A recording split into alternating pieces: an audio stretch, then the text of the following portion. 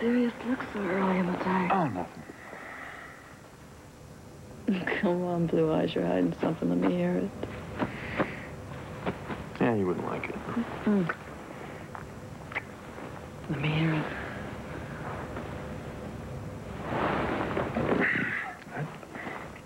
I just couldn't help but wondering if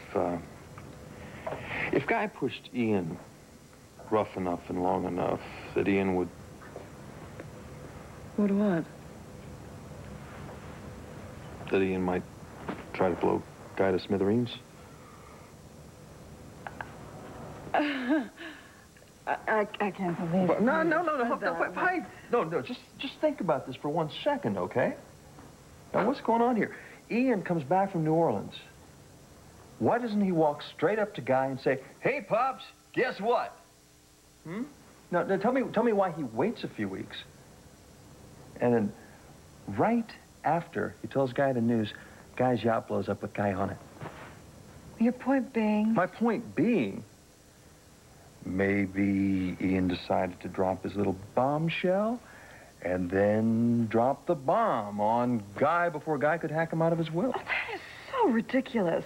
It's ridiculous. What? Besides, Ian was with us when the bomb went off. Oh, come on. Everybody knows that bombers are never where the bomb goes off at that time. Never. And look, he had such a tight alibi with you and me. And whose suggestion was it that we go down to Club Indigo? Oh, a very public place with a whole town there? No. Ian's idea. Ian. No. Okay, I'm open. You got a better explanation? He hated Guy, that's true, and he told him the news at a really strange time, that's true, but I don't believe for a second that he would be as low and as gruesome as to murder a man, any man. Maggie, I know he's your brother, but until a few months ago, no one on these shores ever laid eyes on him, so basically, he's still a stranger. Now think about it. What do we really know about him? Do you really have any idea how far he'd go if he's pushed? What he'd do?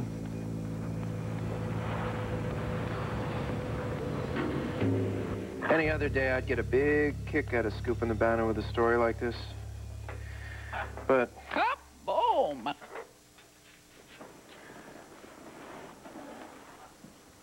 I don't ever want to hear that word come out of your beak again. Do you understand?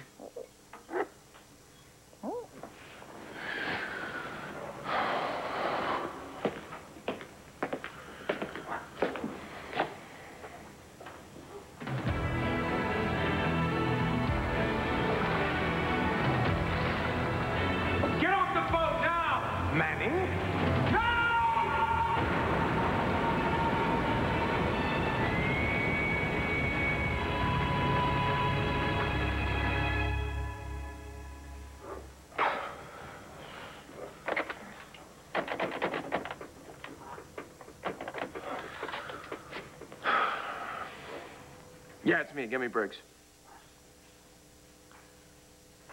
Briggs. Great headline, huh? Yeah. Yeah. What's going on with that Armitage thing? That's all? All right, well, stick with it. Let me know if anything changes, okay? Because, you know, that's the story we're going to run tomorrow. All right. Stubborn Limey just won't die. Get off the boat! Yeah, I don't want to hear you say that again either. Oh, merda. What?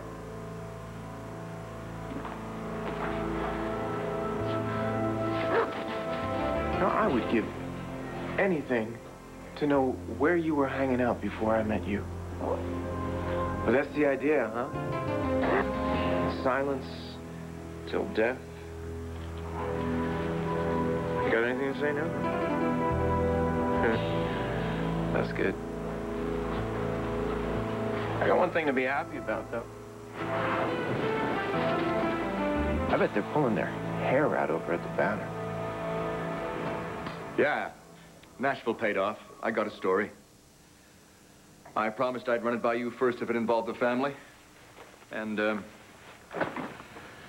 it involves the family. Well? Yeah. Do you need anything? Oh, no, I recall, one point you offered me a gun. Oh, that was a one-time only offer. Best I can do now is aspirin. No, I'm I'm fine. If not in this life, in the next. How does this Nashville story involve the family? And whose family? Yours, Clint. Your nephew, Drew, hasn't been completely forthright with you all. Well, don't try and cushion it. Just give it to me straight, plain and simple. Plain and simple. He's a flim-flam man. He got caught running a religious self-help con in Tennessee. His mother paid off a sucker-turned-blackmailer to try and keep him out of jail.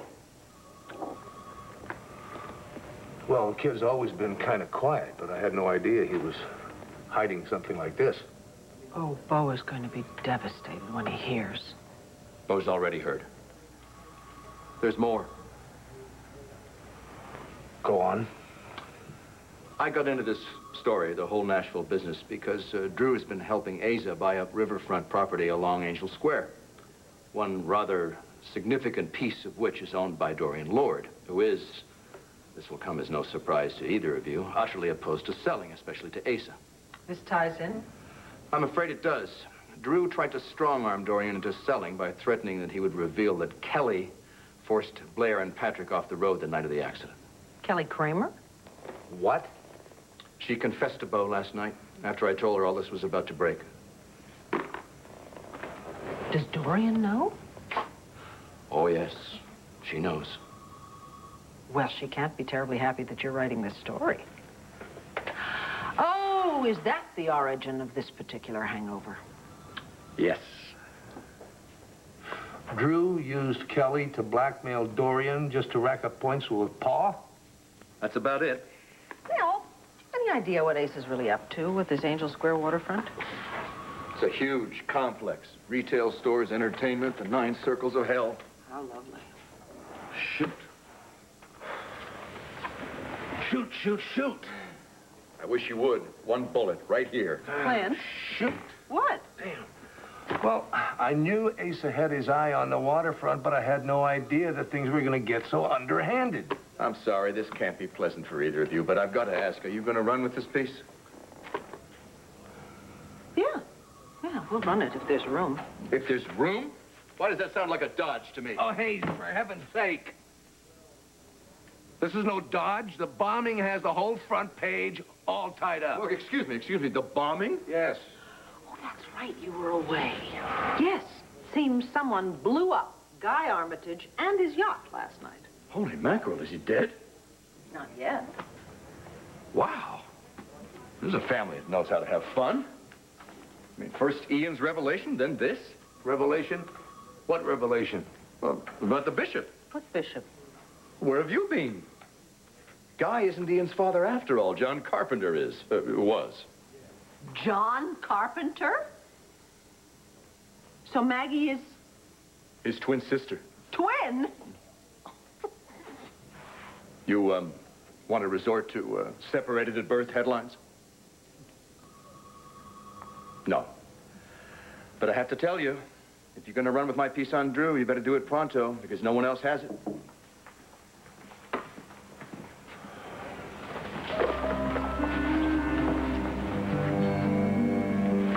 Well, almost no one else.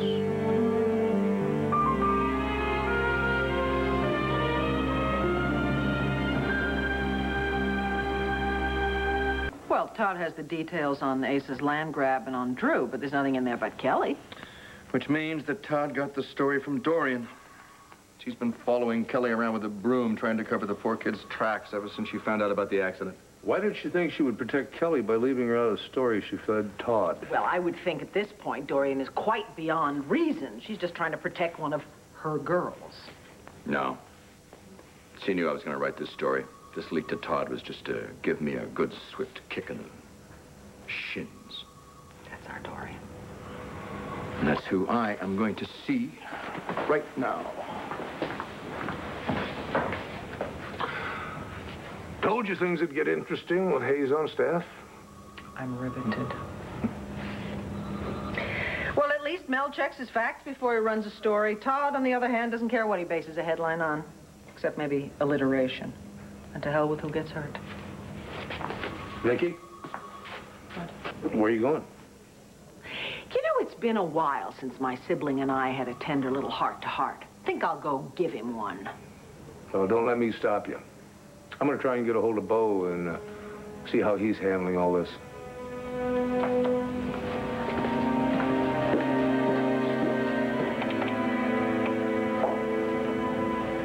Hey, Dad, how are you? What's wrong? Who do I have the pleasure of speaking with today? Is it Drew Buchanan, or is it Travis Bream? You gotta let me help. You gotta let me explain that. No, you don't have to explain anything to me because I understand it. I understand it all precisely.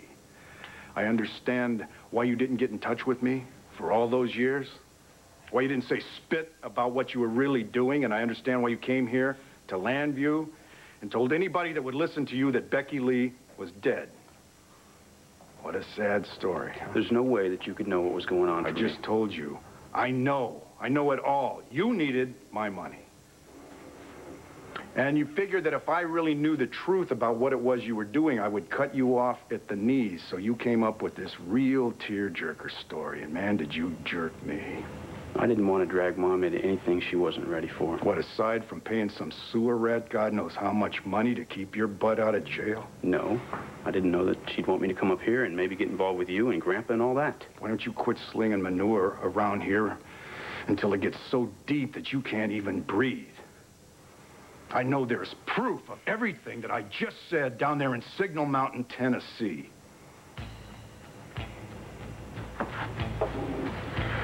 Oh, Bo. There you go again with those phony allegations. There is no proof anywhere. Not in Signal Mountain, no place. Now, why don't you give your kid a break? Get off his back.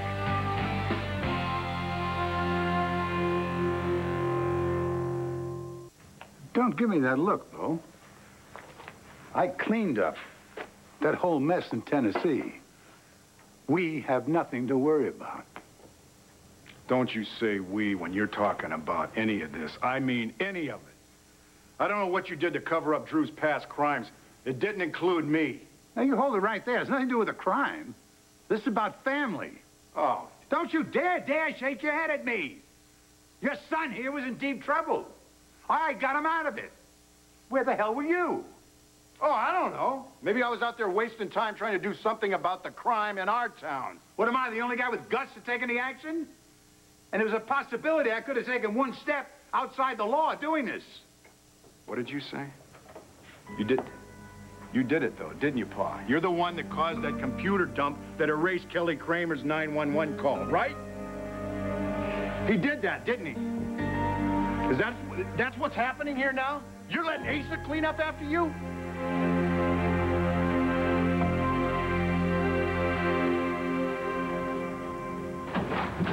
I believe this is yours. Hey, sis. Hello, Bird. Todd, I do not understand how after everything you have been through in your life, you could run a totally unsubstantiated article like that with no regard whatsoever for who gets hurt. Is it worth selling your soul for a sensational headline? So it's true. You have no facts, you have no proof, you have no witnesses, you have no paperwork, you have nothing to back up your story. Only the word of Dorian Lord, which is worth less than the carbon dioxide with which she exhales it. I mean, I thought that even you would require a titch more substance than that. So it is true. All you care about is getting a bunch of meaningless allegations out on the newsstand before the Banner can run its well-researched and carefully fact-checked story. Ah, so you are telling me it really is true. Every time I think you've pulled yourself together, that you're going to decide to live by the standards the rest of us live by, every time I think you're tapping into what I know is good and decent in you, Oh, come on, Vicky, say it. Come on, you've come this far, just say the rest of it. You let me down, Todd. You proved me wrong, and it disappoints me. Thought you'd be used to it by now. I mean, isn't that the basis of our whole relationship? You're the loving, faithful sister, and me, I let you down. No. It's based on an awful lot more than that. Your actions have consequences. consequences. You seem to grasp that concept in the abstract. You never apply it to your life. Enough! What's the matter with you?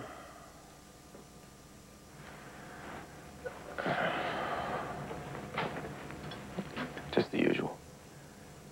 You know, sick kid. Sanctimonious sister. Hungry bird. No. You're upset and you're nervous. What's wrong?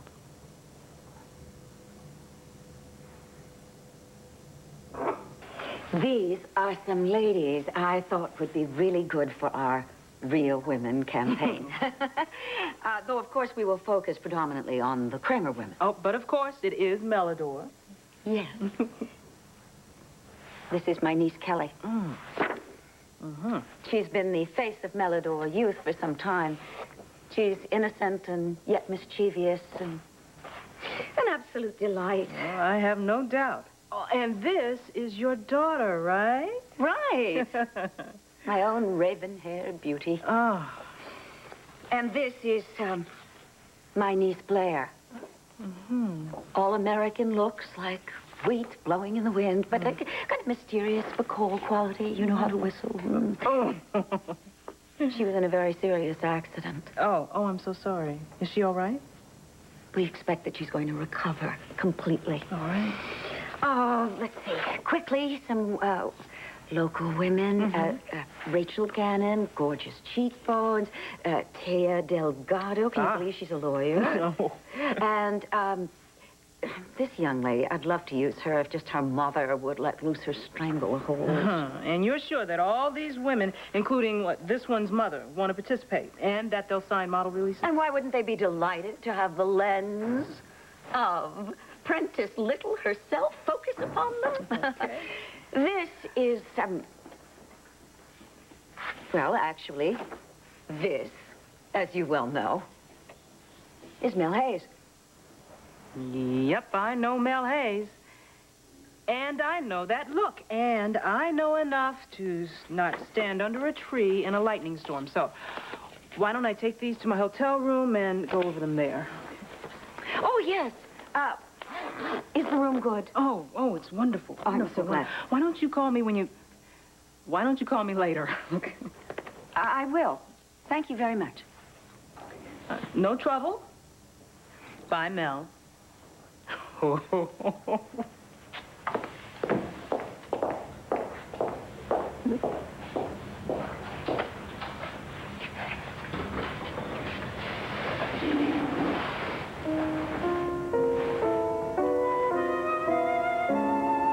took you so long?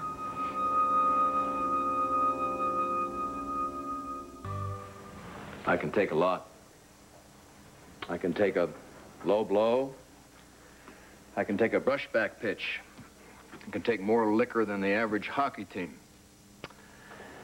I can take notes over a body that's been dead for a week and a half and never flinch. You know, I can even take criticism from my friends and even from my editors. But there are three things that I cannot take.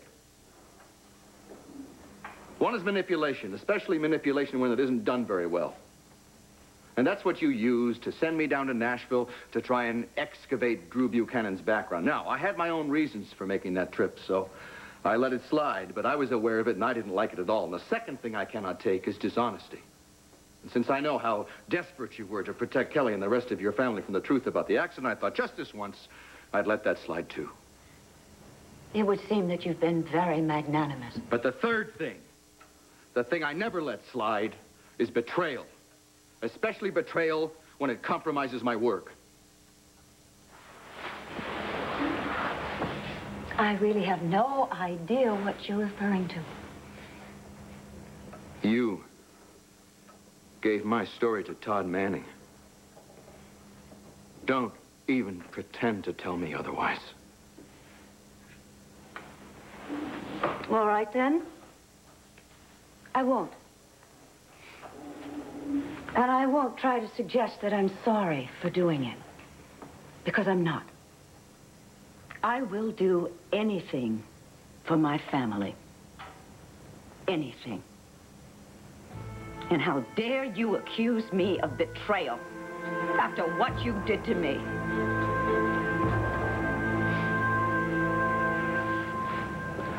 Why are you so nervous, Todd? It's just this whole explosion thing on Armitage's yacht. You know, ever since the cops told me that it was a bomb that exploded, I've just been a little jumpy, that's all. Why? Oh, well, come on. Doesn't it hit a little close to home for you, too? You know, I'm a publisher. I've got a lot of enemies. Star's coming home soon. Don't you ever worry about a reader coming after you? Well, it crosses my mind occasionally. I don't dwell on it. Of course, I've had a lot more years' experience than you. Yeah, well, I think about it all the time. I mean, I'm sorry I ran that story about Bo's kid. I mean, it could be a killer instead of just a crook. I doubt that. And I do think you're overreacting. I mean, I'm sure that there are lots of people angry with you, but you know what? I'm very familiar with Guy's brand of sleaze, and you, sir, are no Guy Armitage. Thanks. I guess. It doesn't matter what kind of a person Armitage is. There's a lot of crazy people out there. I mean, you saw how Patrick went nuts on that whole interview thing. I mean, who knows what kind of psychos are out there reading The Sun? I mean, aside from the usual psychos that read The Sun, which, by the way, is more people than read the Banner, Mel Hayes and all. Really? Now, are you talking overall numbers? Or do you have specific demographics on psycho readership? Because while I grant you our psycho numbers have slipped, we're gaining significantly in general population. And you can joke about it if you want, but I'm beefing up security. I suggest you do the same. Well, I appreciate your concern. I'll be careful. And I accept your apology for the piece on Drew. I didn't apologize for anything. Of course you did. Said you were sorry for printing the piece. No, I accept. I was sorry, like I wish I hadn't done it. I didn't mean sorry like I regretted anything. Either way, you said sorry, so I'm going to accept it. I hope you realize your error. Also, now that you have become ensnared in Dorian's web, I hope you can find your way out of it. Not worried about Dorian or her web. You should be. Bye, little brother. Hang in there, bird.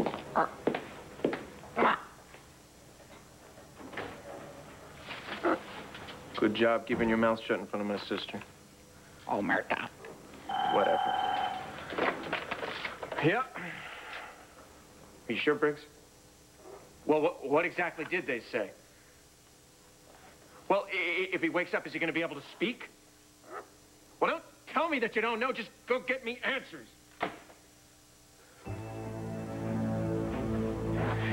You know, if the crispy remains of Armitage wake up, he's going to be able to finger me as being on the dock right before the explosion. Up. Hey. Oh, Merta. I just meant to blow up the boat. I didn't mean to blow him up. It's not like... Don't say it. It's not like I didn't try and get him off the boat. The stupid twit just didn't listen. Computer dump.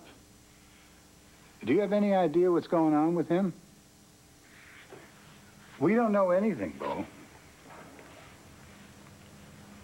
You are so pathetic when you lie. If you know something that I did that's unlawful, you prove it. But don't ever come in here and interrupt my workday with some crap about something I know nothing about. I can't prove it, but we know it's true and it affects my department. Now, you two, you think you really got away with something, don't you? But I'm gonna catch up with you. Sooner or later, my money is on Sooner. You, if you have any sense at all, or any left that you may have once had, you're gonna tell me the truth about everything. About what happened in Tennessee, about what you tried to do to get Dorian to sell her little piece of the waterfront to Pa. Mel Hayes came to me, told me the whole story about Signal Mountain, told me about your Mine Springs scam. He even brought Kelly Kramer with him. You know something, Drew? She confessed. What's Kelly got to do with me? You are making a colossal mistake by putting your faith in him. And, Pa, you are going to regret the day that you ever corrupted my son. I'm gonna make sure that you regret it if I have to keep that rusty old heart of yours pumping myself.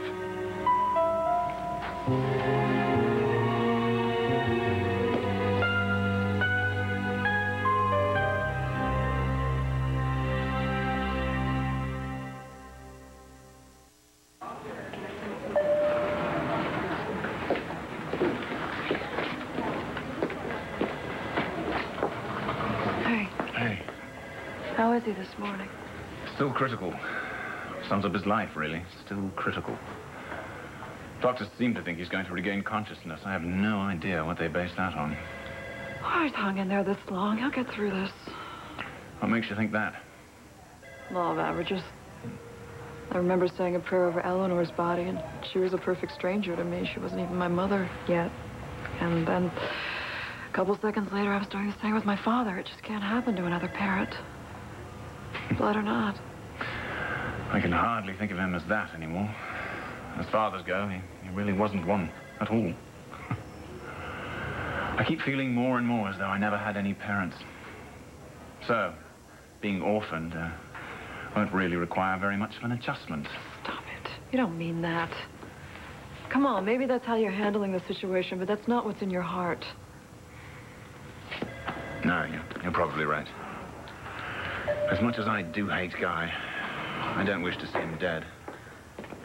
Ah, brilliant. So, are you here to see Guy or fling more careless accusations? Oh, I don't need to fan the flames. You're suspicious enough on your own without any help from me. How can you speak to him like that when his father's in critical condition just a few feet away? Please, we all know that Guy isn't really Ian's father, which is just one of the laundry list of reasons why you set that bomb on Guy's yacht. I betrayed you? Oh, that's news to me. How? I asked you not to run your story for my family's sake, but you flatly refused. Kelly is my niece, and I thought that we were close. Very close. And yet you refused to protect her. I did protect her. Whatever you may think, I like the kid. She's at a point now in her life where a couple of bad choices can obliterate her future, Dorian. Exactly why I was trying to protect her, but you forced the issue. Oh, come on. I don't know how telling the truth forces the issue one way or the other. We are not talking semantics here or philosophy. We are discussing my niece. Mel, I was as generous with you as I have been with anybody in my life, in any and every way that I knew how. And it's been appreciated. Then how can you turn against me like this? Listen to me. I thank you for what you have done for me, but I thought it was a two-way street. I thought you were enjoying yourself as much as I was. I didn't realize you were acting out of kindness and pity. Oh, stop it. You know very well that I wasn't. I was having fun. More fun than I can ever remember having. Mel, you could have done this one little thing. You could have killed this one story. You know, I didn't realize the fun we shared as mutually consenting adults somehow implied that I'd allowed myself to be put on your leash. I don't go in for that sort of thing. I would never try to put you on a leash, and you know it. Do I? Do you know what you're really saying here? What your bottom line really is? That no matter how close, no matter how important we became to each other, I would never, ever take precedence over a front-page story.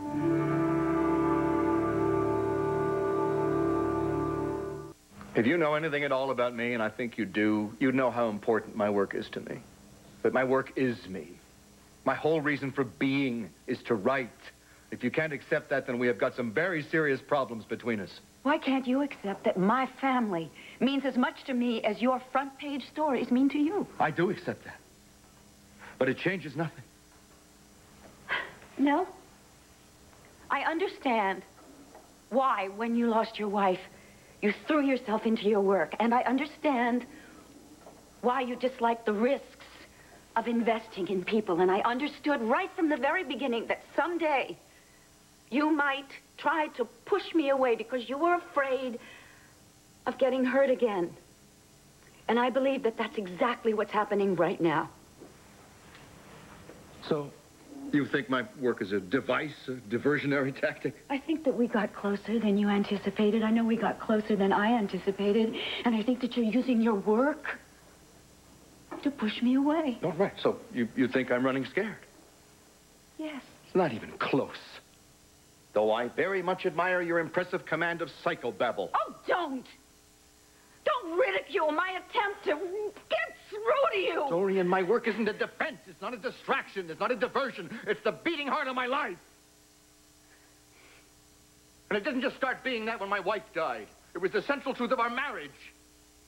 That I had work that I loved, that she had work that she loved, and if I followed mine with more passion and more obsession than she followed hers, then she accepted that. She embraced it because it was me. If you think you have had problems with me, you have no idea how much Muriel had to put up with.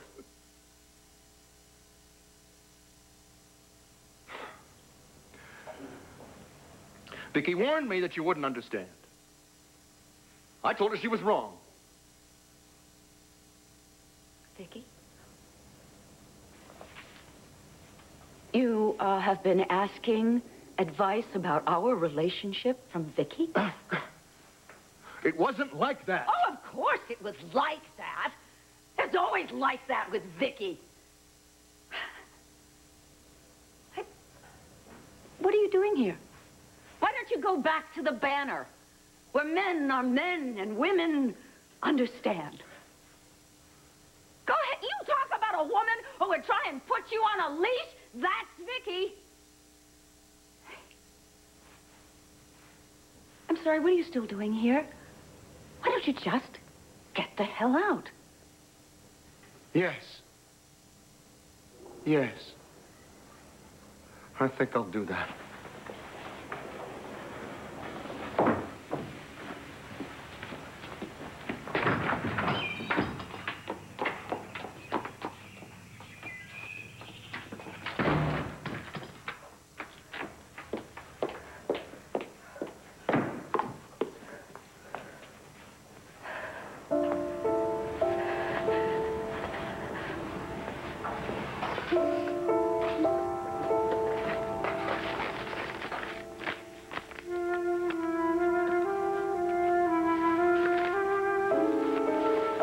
What have I done?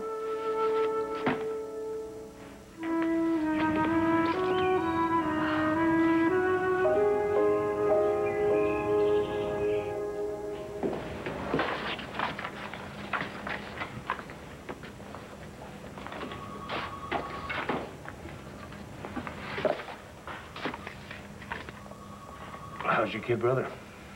Acting very peculiar. As distinguished from his usual behavior? He regrets stealing Mel's story for all the wrong reasons. Nevertheless, he regrets it. But he is very oddly unsettled by Guy Armitage's bombing. Probably wishes he'd had an advance tip so he could have set up high-speed cameras. Sorry. He made me think, Clint, maybe we need to be more careful. About what? Security? Yeah, reluctant as I am to admit it.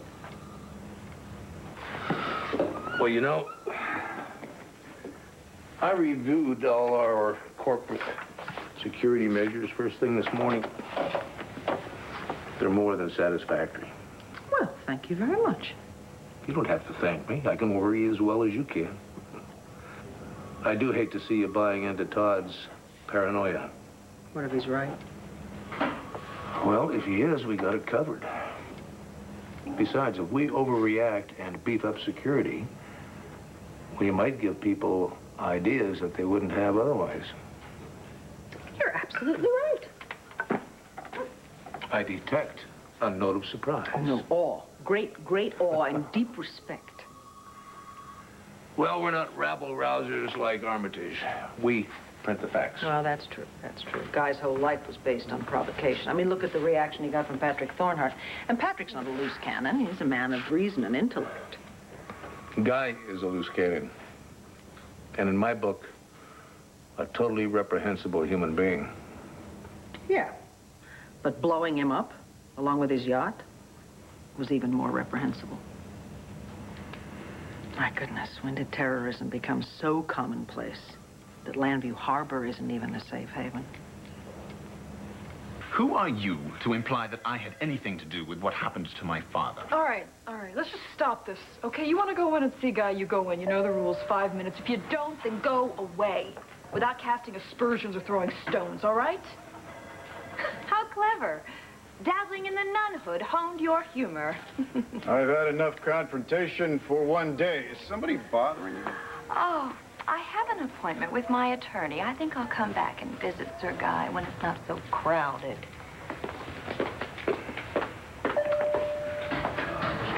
I heard that your father regained consciousness.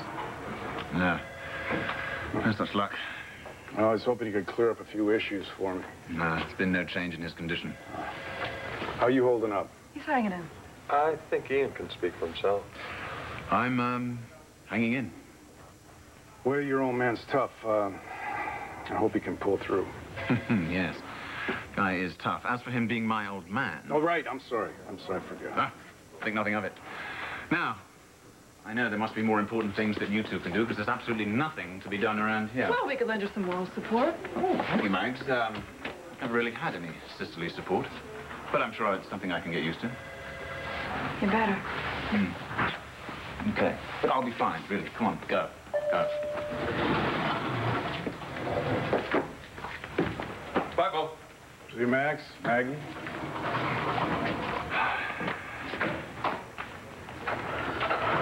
Mr. Armitage. Yes? I think your father is coming around.